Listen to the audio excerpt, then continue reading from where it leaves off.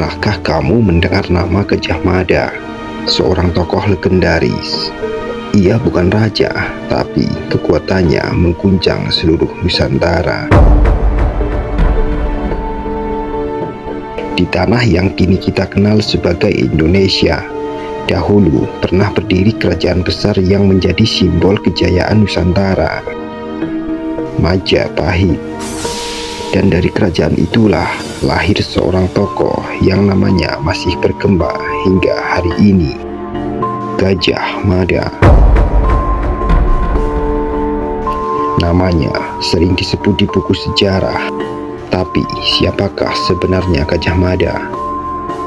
Bagaimana seorang anak rakyat biasa bisa menjadi penguasa di balik tirai kerajaan terbesar di Asia Tenggara?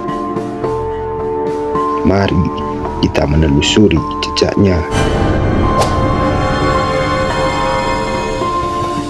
Asal-usul Gajah Mada masih diliputi misteri.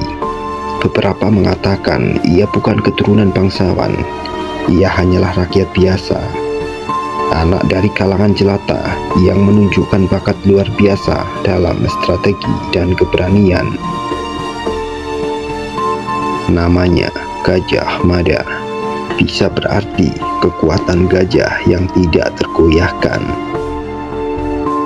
Ia pertama kali muncul dalam catatan sejarah sebagai seorang prajurit pengawal kerajaan, tapi dengan kecerdasan, keberanian dan kesetiaan yang tinggi, Gajah Mada cepat naik pangkat. Saat pemberontakan Rakuti mengguncang istana, semua lari menyelamatkan diri. Tapi tidak dengan Gajah Mada. Dengan pasukan kecilnya, ia menyelamatkan Raja Jayanegara dan melindunginya hingga pemberontakan dipadamkan. Itulah awal langkahnya menuju panggung sejarah.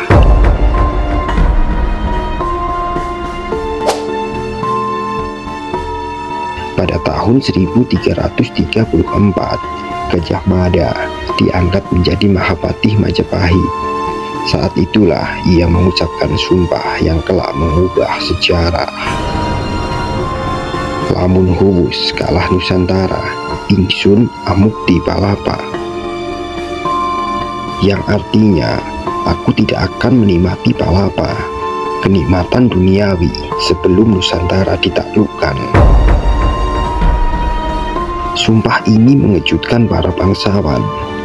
Bagaimana bisa seorang Mahapatih bermimpi menaklukkan seluruh wilayah Nusantara, dari Sumatera, Kalimantan, Sulawesi, Nusa Tenggara hingga ke ujung timur?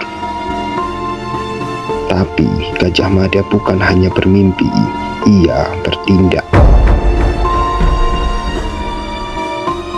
Dengan strategi diplomasi, persekutuan dan peperangan, Gajah Mada mulai meluaskan pengaruh Majapahit. Kerajaan-kerajaan seperti Sriwijaya di Sumatera, Bali, Dombo di Nusa Tenggara, Ternate di Maluku, satu persatu tunduk pada Majapahit. Bahkan daerah seperti Singapura, Semenanjung Malaya, hingga sebagian Filipina Selatan ikut masuk dalam pengaruh Majapahit.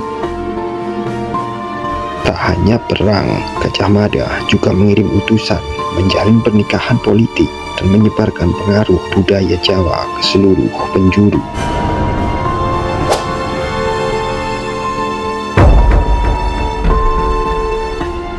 Namun, kejayaan Gajah Mada tak lepas dari noda. Pada tahun 1357, terjadi tragedi di Medan Tuban. Gajah Mada ingin mempersatukan Sunda dan Majapahit lewat pernikahan antara Dyah Pitaloka, putri Sunda Galuh, dengan Raja Hayam Wuruk. Tapi terjadi salah paham. Gajah Mada menganggap pernikahan itu sebagai bentuk penyerahan diri. Kerajaan Sunda merasa dihina. Terjadilah pertempuran yang mengakibatkan Raja Sunda gugur. Dan sang putri Dyah Pitaloka memilih bunuh diri sebagai bentuk menjaga kehormatan. tragedi ini mengguncang nama Gajah Mada. Ia dihukum dan ditarik dari jabatan Mahapati.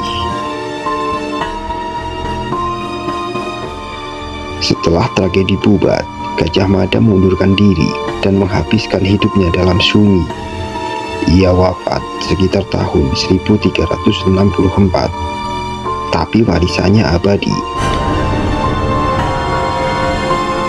Berkat visinya, Majapahit menjadi kerajaan terbesar di Nusantara. Ia tidak pernah menjadi raja, tapi kekuasaannya bahkan melampaui raja.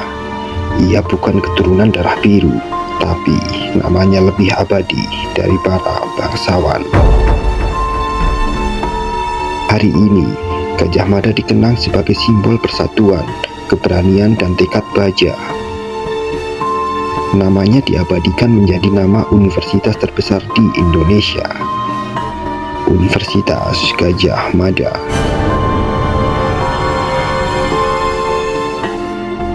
Gajah Mada mengajarkan kita bahwa kebesaran bukan tentang siapa orang tuamu, tapi tentang apa tekadmu.